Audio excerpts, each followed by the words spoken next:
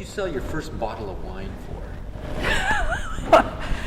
Well, I was working for, I've worked for a lot of different people, and so it was their wine. But you're talking about here? No, actually, was Richard Summer the first place that you worked? Or? Yes, yes, it was, yeah.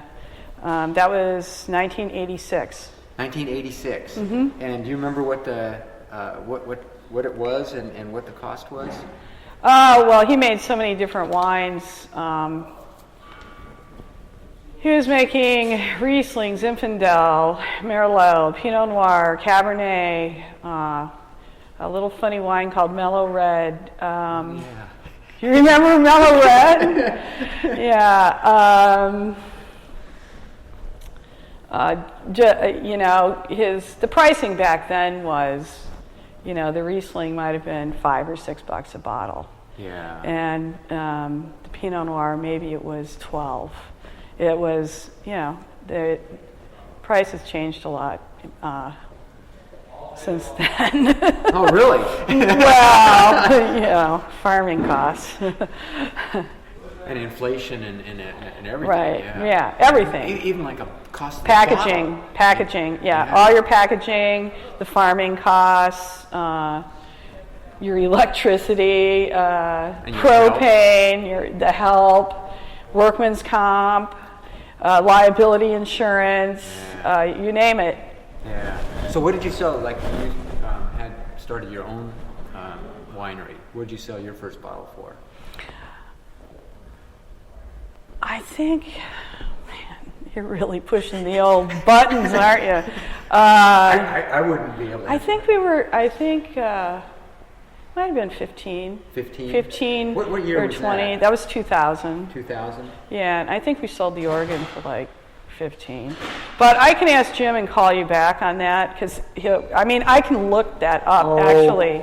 I'm just, it's like, what I want to do is like I'm asking all the winemakers that, and I think it'd be kind of fun to kind of chart it from the 60s to today, kind of see. Right. So Patty, can you give me maybe a 2-minute history of what brought you into the wine industry, and and then what happened after you got hooked? Actually, I was a home winemaker for many years. Yeah, I made wine in high school. Outside of Chicago from concentrates, and then when I, 2-minute long story short, ended up in Oregon in 1972, where I started doing fruit and berry wine again, and as a home winemaker. So you moved from Chicago to Oregon? Or? No, it was a long excursion. Was it? Yes, yeah. And I'm kind of curious, in high school, you're making wine. Yes. Not many high school kids are making wine. They're drinking wine, but they're not making it. Oh, I had a chemistry set. I had all kinds of stuff. I was always kind of fascinated with. What was the attraction? I used to drink wine with my family. Uh-huh. And they would let me have a little glass of wine with dinner and stuff, and I was making booze in high school, basically. So you had a lot of friends then. Yeah, I had a little secret place where I did it. Under the bed, or? No, we lived in this old house that had old coal bins, and so I would blow it up in there. And I have to ask, and you can take the Fifth Amendment on this one. Did your parents know about it? Oh, of course not. Of course they didn't. Yeah. Okay, so you started in high school. Pretty much, yeah. And then you continued, and then you moved to Oregon. Right. So how'd you hook up with Richard? I had a reforestation company that where we planted trees, did cone collection, and I did that for, about 10 years or so, and I was getting tired of it, and I had a friend that was managing Hillcrest, and she said you should come out and check it out. Who was that? Donna Souza Postles. Huh. Mm-hmm. So Souza Postles.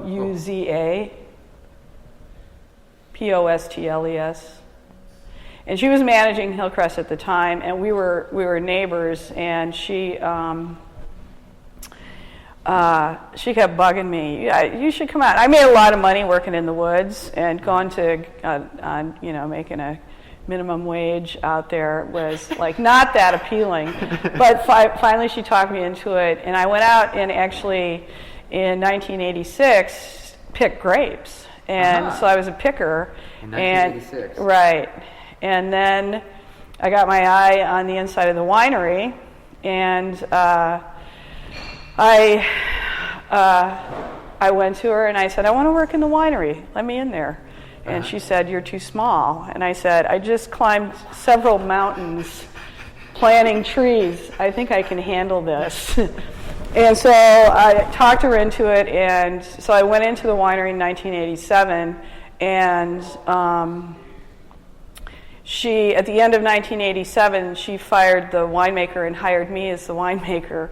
And in 1988 was truly the I did a little bit of wine in 1987, but in 88 then I became the winemaker, and my first true vintage I did 20,000 cases. 20,000 yes. cases? I didn't know.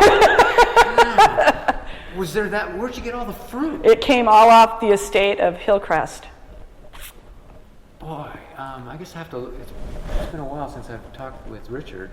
I didn't know that he had that much fruit. Well, he overcropped a little bit too, So he hung a lot of fruit on the vines. But you were getting 20 tons per acre. I don't remember. I don't quite remember what it was, but yeah, there was a lot of fruit coming in the door. Wow. Yeah, I didn't know, And so what qualified you to be winemaker besides your high school experience? I think my aptitude for it and the fact that I could work on the equipment and fix things, and I was pretty organized, and not to say that all the wine was that good, admittedly, but she just saw that, and she had some problems with the previous winemaker, and I was taking care of business, and so she trusted me to do it. Yeah. But Richard and I had a very, very good relationship, and because in January of 1989, he fired everyone except me. So I was there with him by myself, and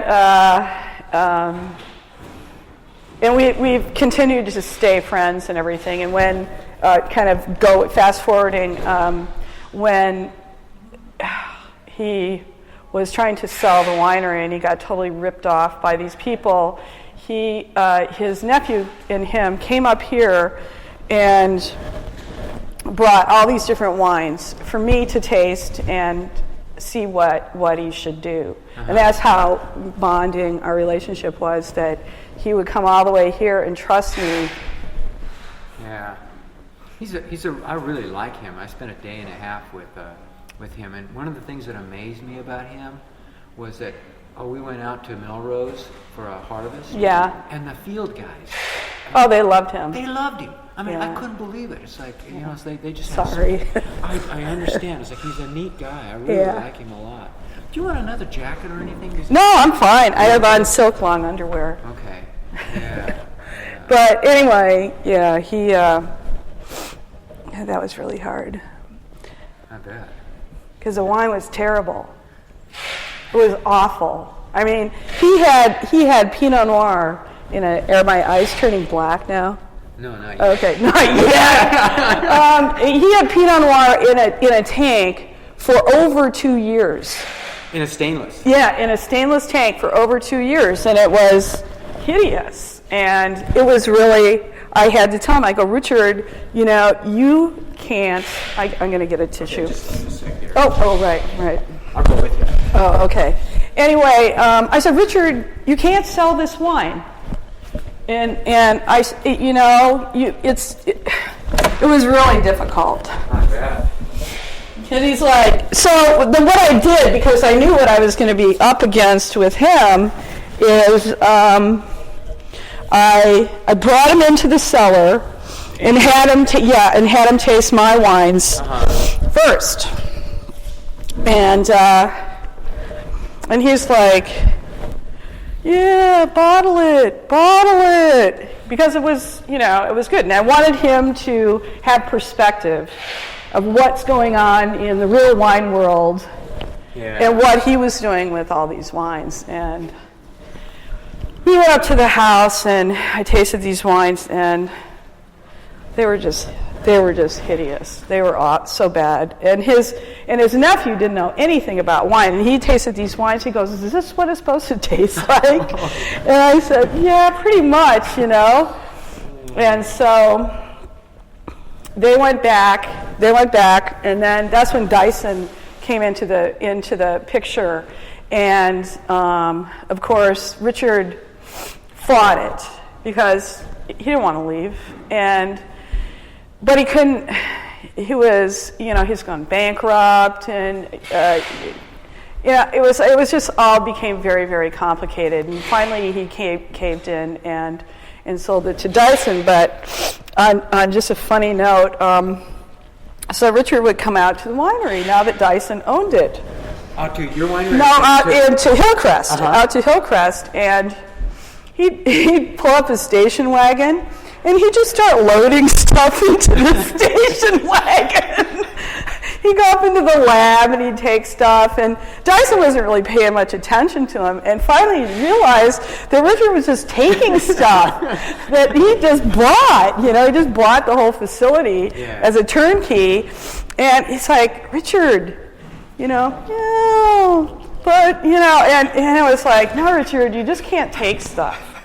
And which is, I think, a hilarious story because it's so Richard, you know. Yeah, I can just picture him doing that. Oh yeah, it was just really kind of quiet about it, and just going in and just backed up the station wagon, just started loading stuff in. Oh, it was a great story. Yeah. But I saw him. I don't know. Maybe I saw him about a year ago, but he's doing well, and I think he's much better off, and he's always been incredibly frugal. So I mean, whatever money that he has is going to last him more than his lifetime. Yeah. So, and he's still really active. Very active. He still hikes a lot, and you know, I told him, I said, Richard, you should stick to the woods because that's where you're needed. Yeah. You know? Yeah, he's very active in like some Sierra Club. Right. Yeah. So, yeah, he's a character. I guess when I was out there, I took him out to Hillcrest, took a photograph of he and Dyson together. Oh, that's good. And they had actually like a real nice conversation, and it seemed like, you know, everything was good. And even afterwards, Dyson said, "Oh, I really appreciated just kind of talking with him and kind of getting his perspective." Because apparently they hadn't really talked a lot. Right. Well, Richard, it was really hard for him. I mean, he had that place in '62, I think, or 60 or 61, I think. Yes, it was 60, 61 or 62. Yeah. And so that was his whole life. And, you know. Yeah. It'd be interesting. It's like I recorded like their conversation. Oh, that's great. Like that. Yeah. Great. So it'll be interesting, like when I get that transcribed. Right. You know, to listen to. Right. Yeah. He's great. Yeah. So then, what happened? Like you worked for Richard. You had a 20,000 cases of wine in your first year, which is, I mean, that's a. I was so naive that it was just doing it, you know, and I had fundamentals that I was working on, and you know, it was, and I think I was 32, so. And I just finished working in the woods, so I was really super fit. I could work a zillion hours, and I had an assistant at the time, and we just went. God, what was her name? She was from the area down there. Yeah. What was her name? I don't. I'll have to think about that one. She only worked a year or so for me. It'll come to you. Probably tonight. Don't count on it now. Yeah, okay. Right? Yeah, don't count on it now. But anyway, the recorder here. Oh, okay. So it was just a little too weird. Just Richard and I, and he hired these like kind of low life guys, and I didn't really particularly want to hang out. I mean, they were alcoholics, and he got them really cheap, and I was like, okay, I think it's time for me to go. So,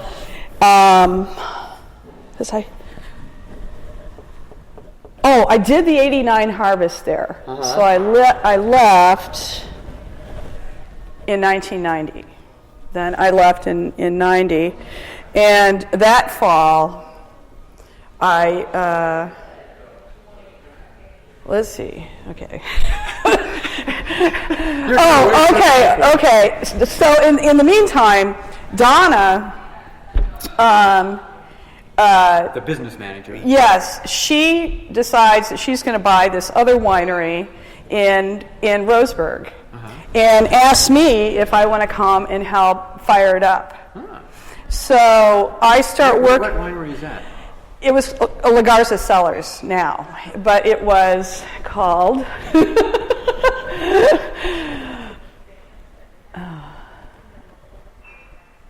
I'll think of that later too. But it was Lagarza Cellars is what she and so she wanted me to come and help her fire it up because she knew I could do it, and so I started working with that on her, but it was only on a part-time basis. So in the fall of 1990, I came up and worked for Dave Adelsheim.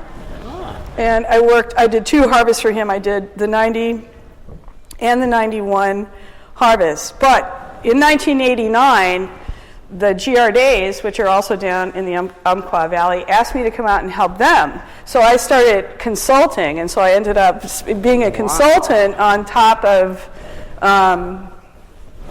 helping Donna doing the harvest at Adelsheim, and then I ended up, I consulted for Ashland Vineyard, Giardays, and I helped Lagarza. Huh. And now at Adelsheim, what were you doing there?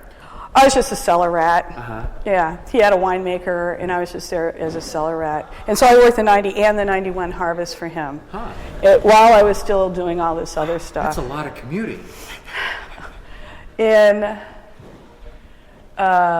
Okay, so that's 90, 91. 92, I was full-time then at, well, kind of full. I was still consulting, but I was like totally at, more or less at Lagarza. So I was doing Giardays, making the wine at Lagarza, and did I make the wine at 89? No, because she started in 90, I think. This is challenging. Well, 22 years, and so anyway, 90, 91, I was at Adelsheim. 92, is when we really fired up the winery, and I did that vintage. The winery. The Lagarza Cellars. Uh-huh. Okay, and then 92, 93.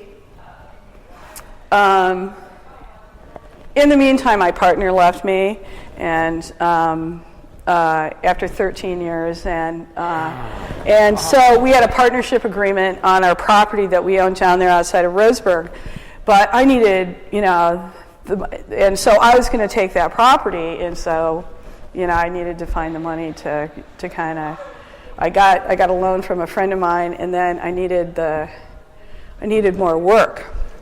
So I put in. So you could buy out the Yeah, well, I already had, but I needed more work to, pay off my friend, and so I put an ad in the Wine Country Classified, and Dr. Don Olson, that owns Tory Moore, responded to my ad. Oh. So in 1993, I ended up here, and I was working for him, which I thought was just going to be, I was kind of doing a consulting thing for him, and once I kind of finished up, because he sent his wine to his grapes to Eastern Oregon, and had the winemaker at Seven Hills make that wine, but he winemaker Seven Hills is the vineyard, and the winery is. No, it was Seven Hills Winery, I'm pretty sure. Really? I thought Seven Hills was just the vineyard. That, shoot, I'm drawing a blank. Oh, shoot. It's contagious. Okay, yeah, okay.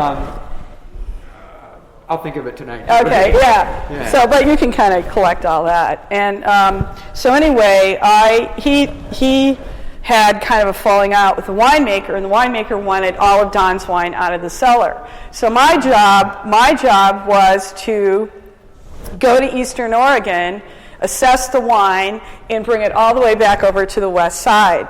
So I ended up hiring a tanker truck and found at Orchard Heights, I rented some tank space there, and I tankered all this wine back to here. Now, this is fruit from from here that he shipped all the way over there, because he needed a production facility, which he could have found right here in the valley. I mean, he was in the heart of the Dundee Hills, But for the reason was that Don was working in the Tri-City area, and he wanted to be closer to the wine, so. And that's why I did it.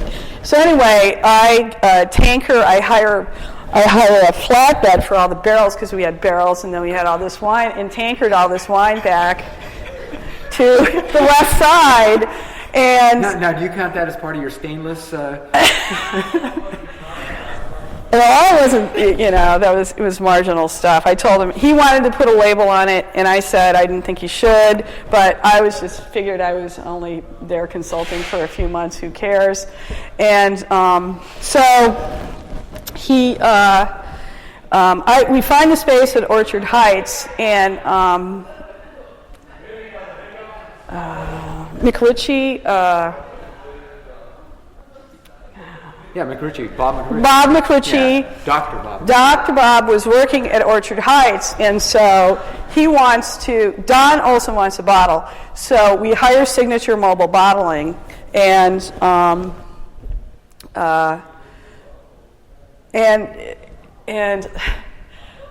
we put the whole thing together, and we bottled like in the pouring rain. I mean, it's just like incredibly pouring rain. So it was outdoors. Yeah. I mean, yeah. So we had to be on the road and then have all the lines coming, and it was crazy. The only forklift I could get was just gigantic, and.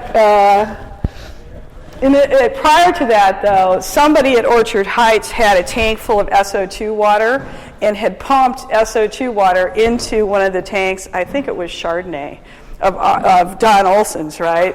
And so I had to call the OLCC, and they had to come, and we had to dump all this wine down the drain too. It was just quite the story. So we get it all in the bottle and everything, and I'm thinking I'm history now. I'm going to leave, and Don Olson says to me, "Start a winery for me." And I go, "Okay, I need the money." So that was in July, and on a miraculous level, I find this building for him in McMinnville, in the wine ghetto in McMinnville, and it's right down the street from David Lett, right by the tracks there. So it'd be away from that main drag, right, further away from that. Yeah, okay. yeah. So I find a building for him in Donaldson. He walks into the building and he looks at it and he looks at the owner of the building and he goes, "We'll take it." Just like that. Just like that. Like, okay. What was it, a turkey operation or what? No, it was an old garage, basically. Like for cars. Like yeah. And it was cleaned up and painted, and it was, it was okay. Yeah. So, okay, a lot of this you can't write about, though. You understand that, right? So I'm standing well, we have to get it bonded, and back then it was much easier. You could just actually verbally get a bond. Verbally? Yeah, you could. $25 or something like that? Yeah, it was easy. So we got the bond the day the first fruit was supposed to come in the door, though. But prior to that, I'm standing there, and I find him a press. I get him a press. I get a destemmer. I get all the equipment. I got tanks, and I do all this in like 3 months. I put this stuff together, pump. But in the meantime, this huge, gigantic, moving van shows up, and I'm looking at the owner of the building, and we're looking at each other like, what's going on here? And Don had moved his practice, and he moved in all this medical equipment and files into one side of this building. He's like, that's why he took it, huh? So I had this one room that I worked in, which was fine because I only did 1,200 cases, but I did it by myself. But in the meantime, I was still making wine at La Garza. So I would get up in Punchtown about 2 or 3 o'clock in the morning, and then drive to Roseburg. Gosh. And that's what, 4.5 hours, 5 hours? 3 hours. 3 hours. Yeah, 3 hours. And so then I would drive to Roseburg in time for the first fruit to arrive there. And there were people there that, could punch down and do it, but so I'd test everything and go through the whole thing, fall asleep sitting on a bucket, and generally by the early afternoon, I was headed back up north to take care of the Tory Moore stuff. To punch down again up here. Yes, yeah, and I remember Laurel Hood coming in and. Laurel Hood now. Laurel Hood, she's been around for a long time. She has a wine shop on the coast, and she used to work with David Ladd a lot and everything. And she would come down and visit me and go, "You're crazy." Yeah. Believe me, I'm not doing that anymore. And so I do about 1,200 cases, and but I didn't have anybody working with me, and so I ended up doing the marketing and blah blah blah, and I did that through 1991. So I did the. See, so you started. Oh, wait a minute. 1993, and then 1994. I pretty much. All my girlfriends came up and helped me at one point, just because they knew that I needed the help. And so in the spring of 1995, I'm delivering wine into Portland, and Tory Moore wine. Yeah, and I go into Oregon Wines on Broadway, and the owner at the time, I looked at her and I go, I really need some help. Do you know anybody? Because I didn't really know anybody up here, Yeah. And she says, I have the perfect person for you. And that's my business partner now, Jim Anderson. Ah. So we've been working together since 1995. Yeah. Is it S-O-N or E-N? Owen. 1995? Yeah. And so he helped with... you were doing the Tory Moore. Yeah, so it was him and I in 1995, which is a horrendously difficult vintage, but we did it, and he stuck around, and we've been working together ever since. So we worked through all these different vintages at Tory Moore, and then in February of 2000, we had basically a falling out with Dr. Olson, and we both left. Uh-huh. And then we started. That was February of 2000. 2000. And he had worked here in the tasting room for the Autumn Winds people years prior to that. In here? Yes. It was called Autumn Wind. Oh, okay. Yeah. And the Autumn Wind people called him up and said, "We understand that you left Tory Moore. Do you want to buy the place?" Uh-huh. And so on March 1st, we're sitting in the living room with these people, and we had an investor that was willing to back us, and we signed on the dotted line on July 23rd of 2000 and moved in and did our first harvest. Wow. From estate fruit, or were you pulling from other fruit? Where were you getting the fruit? Well, I shouldn't ask. all the vineyards that we had worked with at Tory Moore said that they wanted to go wherever I went. Oh, wow. So, but we don't want to, we don't want to go there because it's kind of a sore subject. The whole vineyard crew came with me. Everybody came with me. Well, sure, and that makes sense because you're the one that was out there, right, working, right, exactly, exactly. But yeah. I was scared of Dr. Olson because, the whole place leaves. Yeah. And so, but Dr. Olson and I have. He's always been okay with it because he liked me. Yeah. And it's just the circumstances of us not agreeing on certain ways to run the business. And I got to say that working at Tory Moore was like a great learning experience as far as the industry and whatnot. Well, it sounds like if you're doing everything, what a great way to get educated. Yeah, right. If you're doing the marketing, exactly. And you're doing the delivery, right. and you're doing all those kinds of things. Right. Actually, also in 1988, I served on the Oregon Wine Advisory Board and the Oregon Wine Growers Association, and I did that for a number of years too. So I was on those boards, and I was on with the old guard, more or less. One of the questions I wanted to ask you is when you were starting out in the wine industry here, and especially it's interesting your perspective is you were commuting both north and south.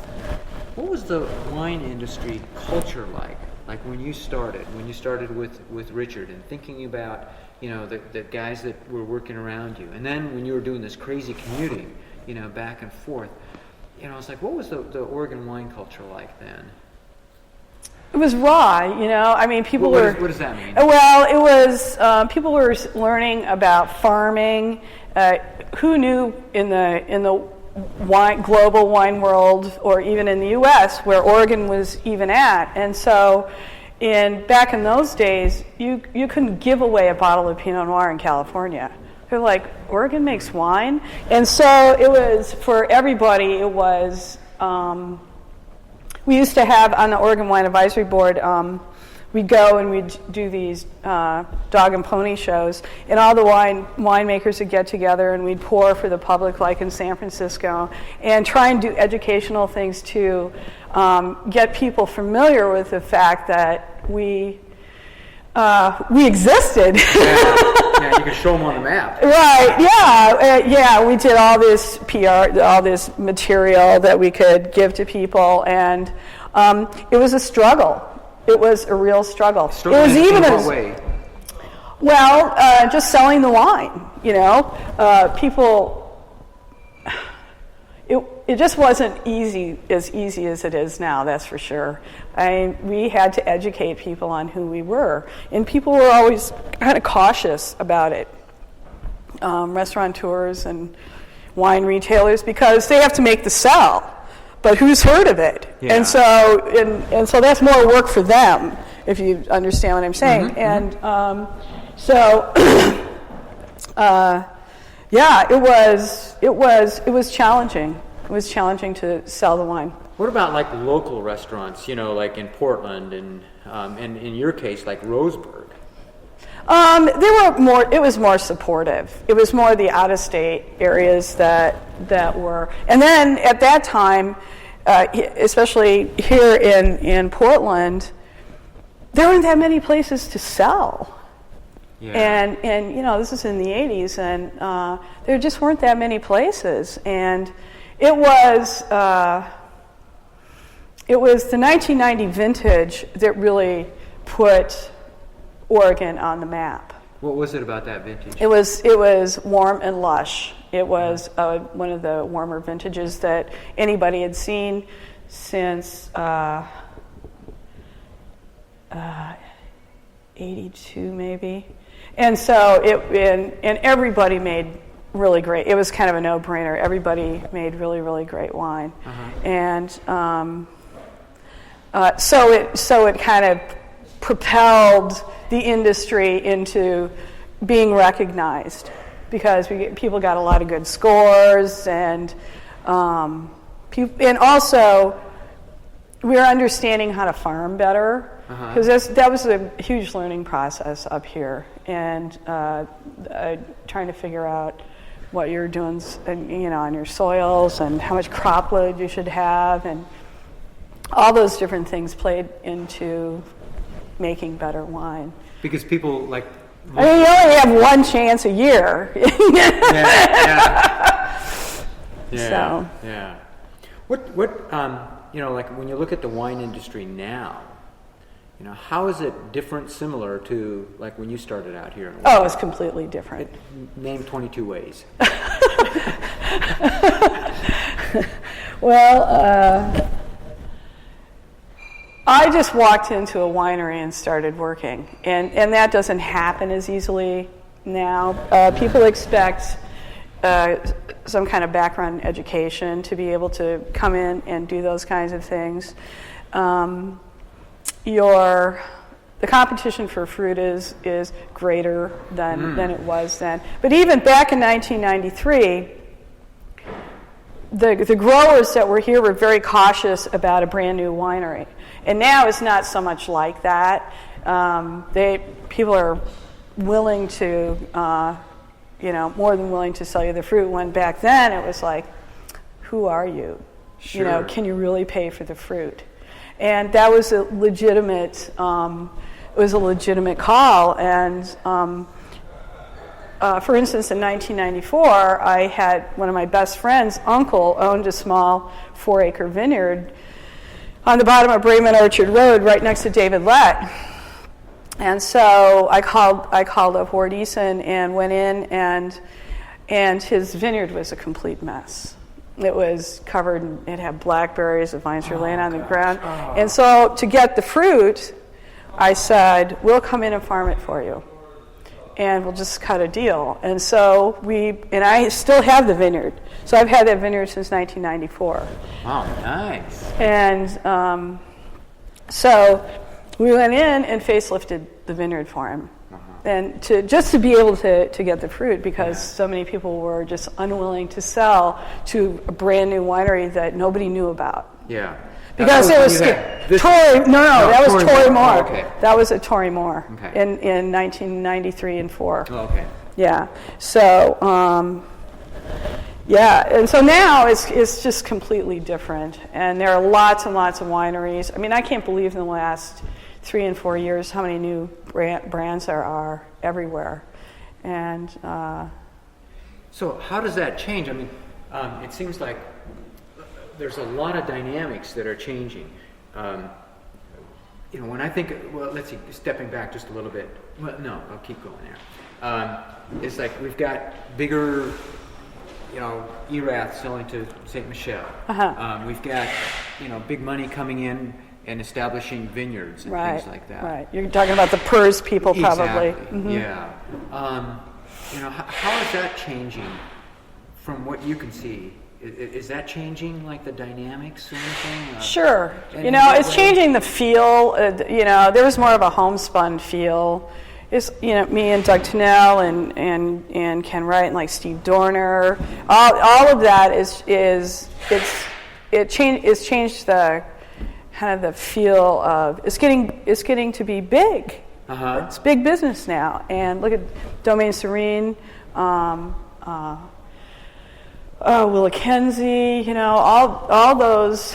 Those are big, but they're still the kind of small, more sort of homespun wine, and also a lot.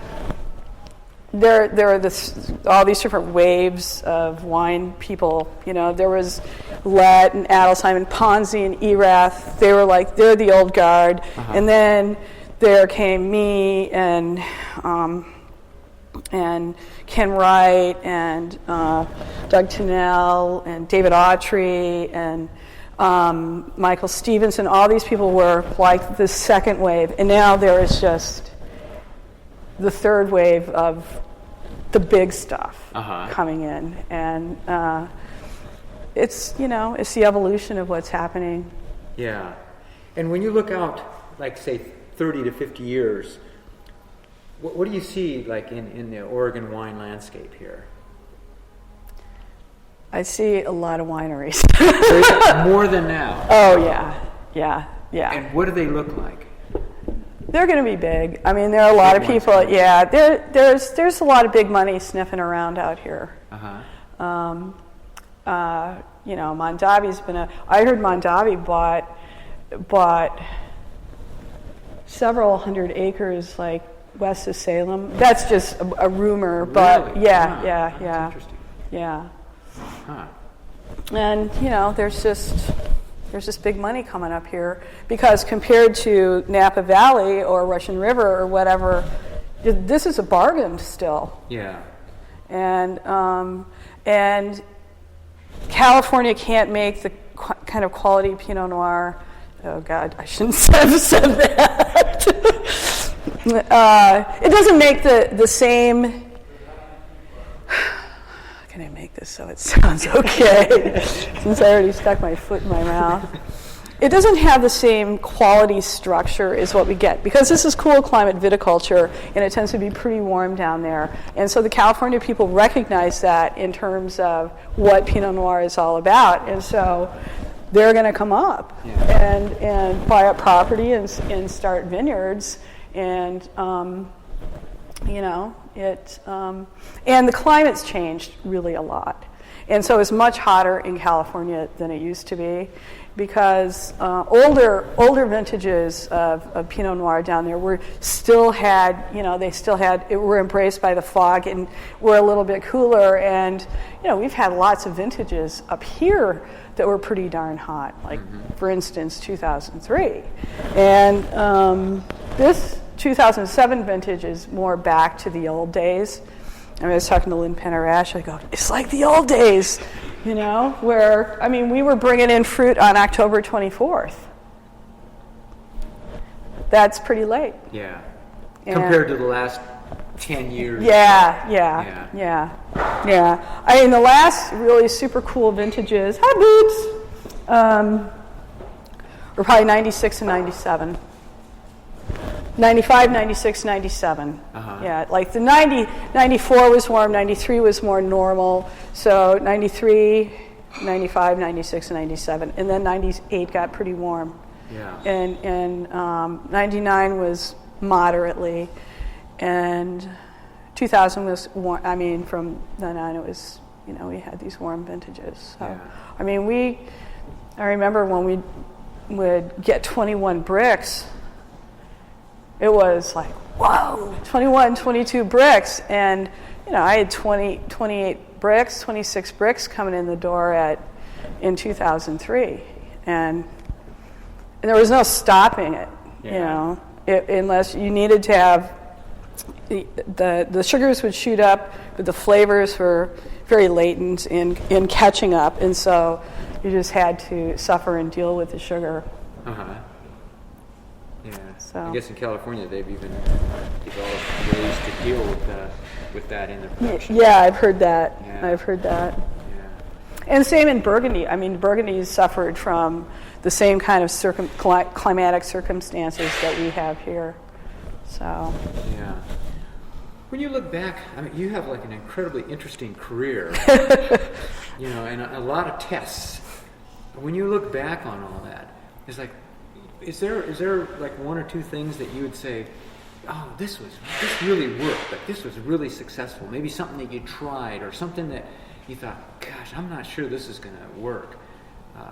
In terms of the winemaking or? Winemaking, any part of like that whole wine thing. It might have been something out in the vineyard. Post high school.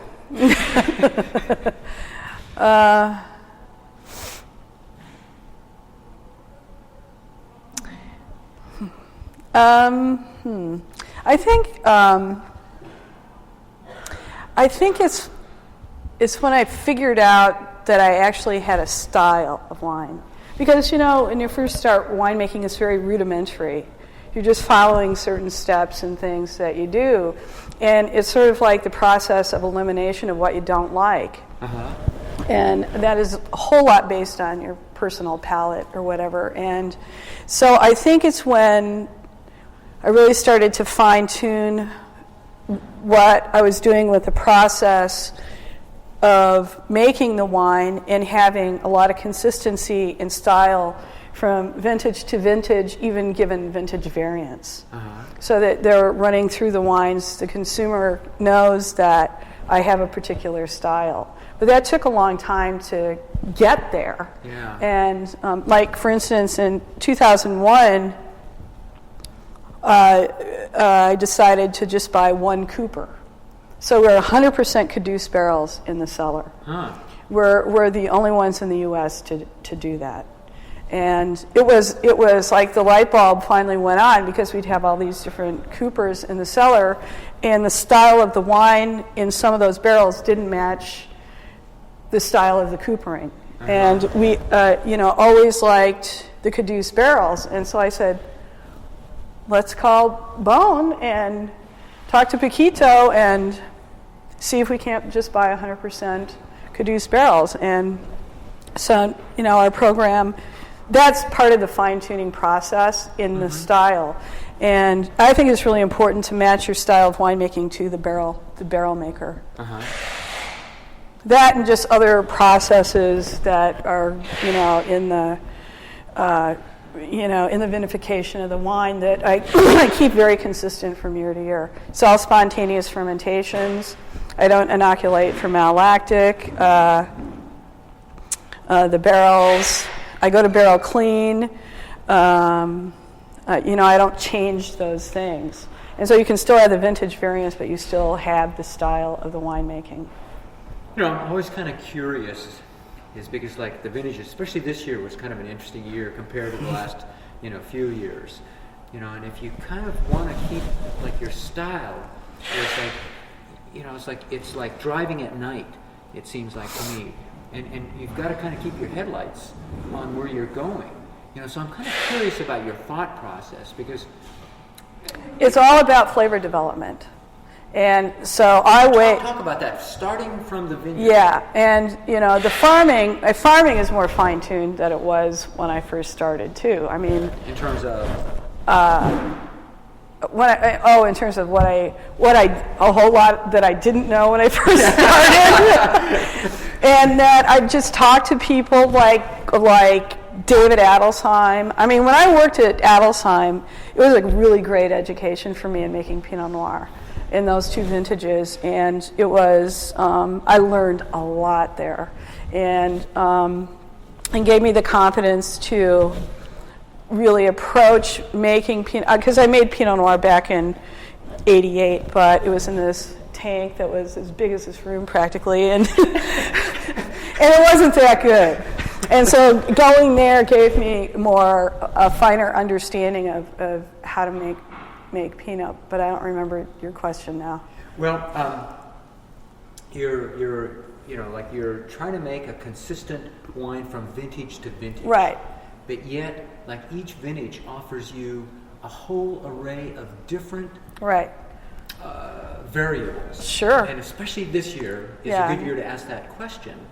So I'm kind of curious about what is it that kind of keeps you guided to where you want to go? I mean, what's your thought process? Well, starting from the vineyard. Yeah, starting from the vineyard. Well, for me, it's all about flavor development. Okay. You can buy sugar, you can add water, you can add tartaric acid, but you can't buy a bag of flavor.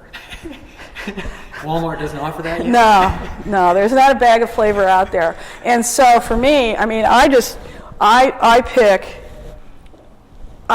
even test in here anymore. I just go out and taste the grapes. And there is a curve of flavor development. And it goes, once it starts to go, it goes really, really fast. And and that's my guide. Now, that is not to say that when it's pouring and I'm standing at the French doors at 3 o'clock in the morning thinking about the 100 tons that I still have hanging out there, it's not that I don't have some anxiety about my decision making. Yeah. But for this particular vintage, we had thick skins. And so we didn't have problems with... Thick skins because it was warmer than usual? No, the plants have a memory, and the previous vintage kind of dictates the next vintage, and so it was rather a drought. It was a little cooler warmer in 2006, and so that sort of dictated the fact that we're going to have a little bit thicker skins for this vintage. And so I wasn't too worried about the fact that it was pouring on all my fruit. I didn't have any splitting. I came in still with like 24 plus bricks and had good flavor. I saw hardly any botrytis, and I know there were a lot of people out there, but I was spraying vigorously every 10 days. Because for some reason back in May, I had this gut feeling that it was going to be kind of like this, what it was. And so I just went for it. And, I work on a lot of instinct. And I try not to second guess that, because I think sometimes you get yourself in trouble. You just do what you think. When you get the feeling, you get the thought, you just go for it. Yeah. So, that's how I pretty much operated my whole life. and then, like, once you get the fruit in here, there's all kinds of variables too. It's like the presses, and there's so many variables here. How do you, wind through all those variables? I've been working with equipment for so long. Both my presses broke down this year. At the very end, we had one fermenter left, and we were going to load it, and it wouldn't rotate, so we couldn't bring the door up, right? And the other press was already broke down, but I could manually rotate it, but it wouldn't press. So I go get a bottle of champagne, and we loaded the press and let it drip, and we drank bubbles. You can't get upset about stuff like that. That's one of the things that you have to be really, really patient in this business. Incredibly patient, because you are throwing a lot of variables. And if something breaks down, fix it. If the pump goes down, just fix it. Don't have a big fit, because, and I tell people that who want to start in the business, first I ask them, because a lot of people call me and ask me questions, and sure. and one of the first things I ask is, are you married? Do you have a family? Yeah. How's the relationship? Because this is going to stress it out. Yeah. And people are always incredibly shocked when I ask them, but it's true. And notice I'm not married. Well, and look at how many families have split. Oh yeah. Mm-hmm. Oh yeah. Lots. And and I also say to them, how's your anger management? Because you're going to be hit with all these different variables, and sometimes it's not very easy. I mean, I got a million stories I bet you do. about stuff that's broken down, or a tractor going into a ravine, or the running out of water, and just all kinds of stuff. You mean like your well going dry or something? Yeah, no, it didn't go dry, but my underground holding tank, we emptied that out one day, and I'm up there looking at the tank, trying to figure out, the pump went down, and so, but we were still using the water, and so blah blah blah. So the pump's down, and I come back down here, and the whole crew is standing around the press, and there's nothing in it, and I hear Jim Anderson, because I was standing at our water gauge, and I hear him say, "Go get green." And I walk over to the press, and there's a huge pool of hydraulic oil under the press, and this is when we only had one press. And you just go, I just looked at whoever was standing there, and I said, "Go to town and get a bunch of hydraulic oil. And we'll just keep pouring it in until we're finished," because we only had a few fermenters left then too. And you just have to, you can't let it get to you. And stuff does. I mean, there sometimes stuff happens that. Does one thing kind of come to mind that was just a real shoot moment? Oh yeah, when the tractor was in the ravine. When was that? That was, I think it was 2 years ago. I think it was like 2 years ago. And it wasn't muddy or anything. It was.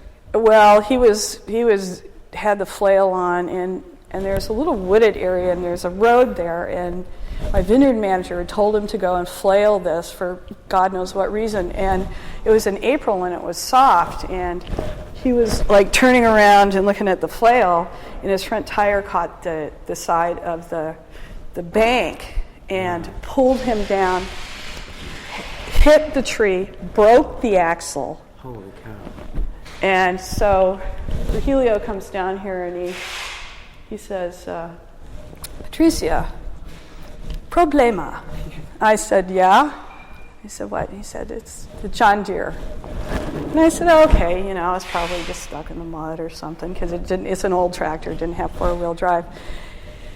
And I go up there, and Ranulfo was driving, and the whole crew is standing on the bank. And I looked at the tractor, and I looked at him, and I said, "Are you okay?" Because, I mean, he could have been killed. Yeah. And I find out later that his pant leg caught on the brake. Oh my God, yeah. And so I go, "You okay?" And I just screamed at him, which I never do. "Everybody go home except for Enrique and Virgilio," and they all like ran. So this is on a Friday afternoon, it's like 4:00, right? And I'm like, oh man. And I mean, it's down 50 feet into this ravine. So he was on that tractor. Holy cow. Oh yeah. He is a lucky man. Cow. I mean, so. What month is that? It was in April. In April. So it was still wet. Yeah, it was soft and everything. So oh my God. So I start calling all the neighbors to see if anybody's got a cat to pull it out of there, because I can't let the insurance company see, because it was leaking and it was down near a creek, and I couldn't do that, and so I'm coming up no luck, and so on Saturday morning I remembered this guy who did a bunch of track hoe work for me. And I call him up, and he just happens to be coming from Portland with his track hoe. Ooh. I mean, a big track hoe. I mean, with with this giant track hoe. Uh-huh. And he goes, "Okay, I'll come." Yeah. And so he pulls up with his track hoe, and I go, oh my God, So we have to take the fence down, and we get this track hoe in there, and he chains up this big 2040 John Deere to this bucket, and he lifts it up out of the ravine, and he looks at me and he goes, where do you want it? And I go, to the barn, man, to the barn. Wow. Oh yeah, that was probably my most, other stuff has lots of other stuff has happened. It always does, but that was probably the time that it got to me a lot. Because that guy could have been killed. Yeah. And and then my vineyard manager, I go, what the hell was he doing down there? There was no point for him to be down there. And so I had this big discussion. Ron Ulfo was never allowed to drive the tractor again. And I didn't fire him, Then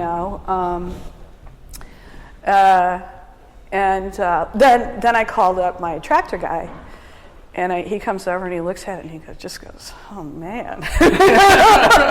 Because it broke the axle. And of course, one of the tires was shattered and the, it was a mess. Yeah. It was a big mess. And he's a great tractor guy, and he went to Medford, got a whole bunch of all the parts, and I had the tractor back up and running in 2 weeks. Wow. And it was an older tractor. Yeah, an old John Deere 2040. Yeah. Wow. We still have it. It's still cranking around. Yeah. Yeah. What would you say, it's like you've been in the vineyard and in the winemaking industry for a while. Since high school. What has the vineyard, taught you personally about life? What kind of lessons have you learned about life? Well, you take care of the vineyard like you take care of your body. It's like a living, or it's like you got to feed it. You need to kind of nurture it along, and you take care of it like you would take care of a child. And what does that mean? I mean, do you have kids? No. No. So tell me what that means, like taking care of your child. Well, you feed it. If there are problems out there, you address them. I don't know. It's like you just make sure all the plants are healthy and they have, because that's going to give you, first of all, good fruit, but it's sort of, they're living organisms, and you got to take care of them. Yeah. So, have there been any kind of lessons that you've learned, about yourself, maybe?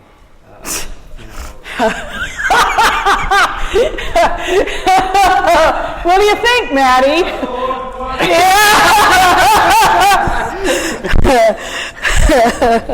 Or maybe just one example. Probably because it is such a consumptive business. Because it's a lifestyle. It's not a job. And so I think take a little more time for myself. I still have a cabin down in Roseburg that I escaped to to get away from here, because I live here. The offices are in the basement of the house. The vineyard crew's here, and so it's a lot. Yeah. Wineries here. Somebody's always showing up. Take more time for myself, I think. And I just turned 52, so I'm feeling the pressure of that a little more. Last year I went to Panama for 5 weeks. Oh, wow. Yeah. Cool. And I hadn't had a vacation for a couple of years, and so, but the wines are in really good shape, and I have a good staff now, and so and Jim and I have worked together for so many years that I don't have to worry. And I talked to him, and he said, "Sure, go for it." And so I left and went down there, and I had a friend with a sailboat and went sailing in the San Blas. Yeah. Cool. And that was probably like November, December, or something like that? No, it was March. In March? Oh, wow. Huh. Yeah, great. I have to look at my list of questions to make sure that I've asked you everything that I need to ask you.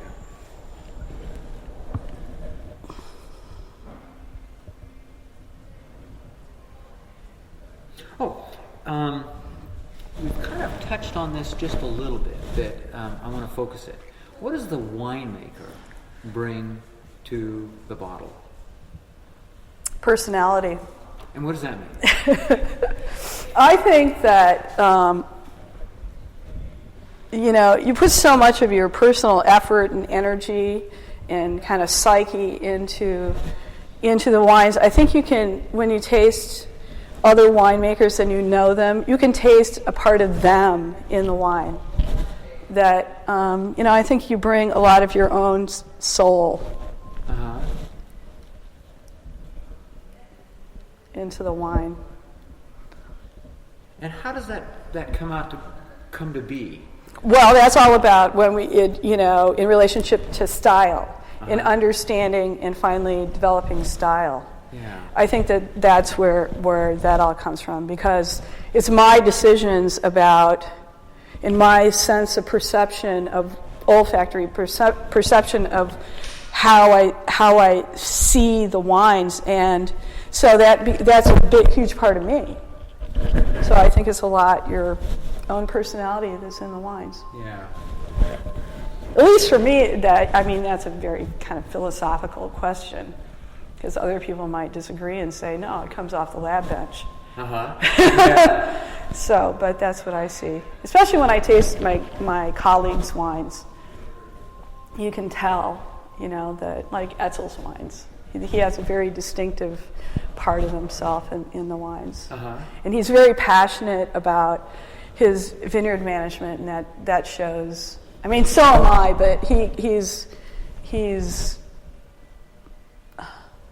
little more eccentric about it, let's put it that way. Like, what does he do that He's biodynamic over there. Okay. And so, he's burying weird stuff on full moons and everything. And you can taste that, you say? Well, I can taste that, that kind of passion that he has, and like I said, it's very philosophical. Yeah. So. Yeah. Well, so is winemaking. Yeah. I mean, I believe that, some people say you can't ever filter Pinot Noir. Well, I think that filtration is a tool, and you can make it's whatever it takes to make the wine better. So I do things differently than a lot of people do. Like? Well, like I will filter if I see the need to. Yeah. I go to barrel clean because I believe that, like a lot of people will go right from the press pan into barrel. I go from the press pan into settling vats. And then after like 72 hours, we'll barrel down, and then we'll go in and taste the lees. Because I believe that, some of the lees don't taste that good. So if you're going to sit on them in barrel, you're going to affect the wine. Yeah. And and sometimes if the lees are really good, then we add them back into the barrel. So it's a lot of extra work. Yeah. Huh. What other questions should I ask you? About like Oregon wine. Given that like the people that are going to read this are obviously Oregonians, but people from Ohio, Indiana, from France. So they're curious about like what is it that makes Oregon wine different than Burgundy. Well, that is the soil. I mean, we have different soils than Burgundy. And so, like here we have the marine sedimentary soil, and then I have a lot of Dundee Hills properties and that's volcanic soil, and I think that that certainly imparts the distinctiveness of what we're doing here. The soil. What about, like that you've got sedimentary here, and then you've got volcanic and volcanic stuff in the Dundee Hills. It's like, tell me a little bit about like the differences from your palate. I think that the volcanic soils have a tendency to be very berry, cherry, more fruit forward than what you're going to have with the marine soils, where they're a little more mineral, a little bit earthier. Tannin structures are a little bit different. I mean, those are two pretty fundamental differences in the flavor components that you get out of each of the soil types. And we just did a big tasting last night of volcanic and marines from the '06 vintage, and they were those Dundee Hills. They're some of them are just fruit bombs, and but that is what makes it so distinctive. And these will have a tendency to just have a little more earth, and the soil is very different. It's very talky, so you get that kind of element of a little bit of talc in the wines, and we keep everything separate. We have like 15 different blocks here. All my vineyards are broken up into blocks. We keep all the blocks separate, because that's another part of the fine tuning, is understanding your blocks and understanding maybe how to farm them differently, even if they're right next to each other. And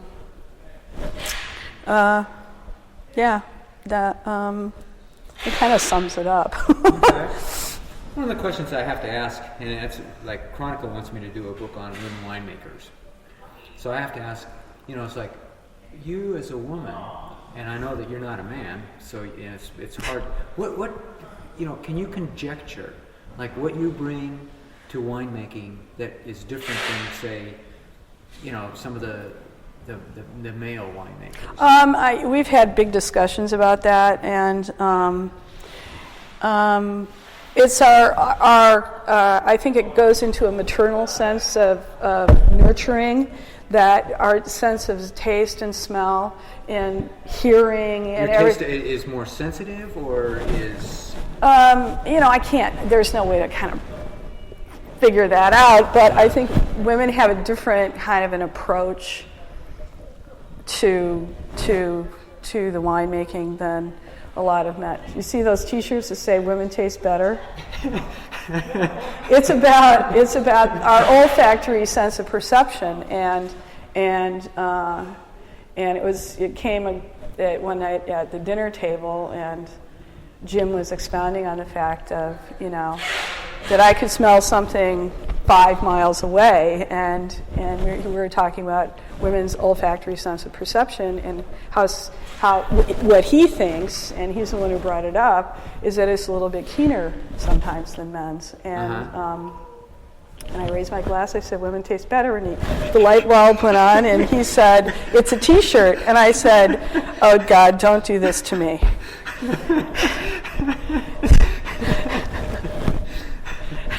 It's catchy. People love them. Yeah. I have never worn one.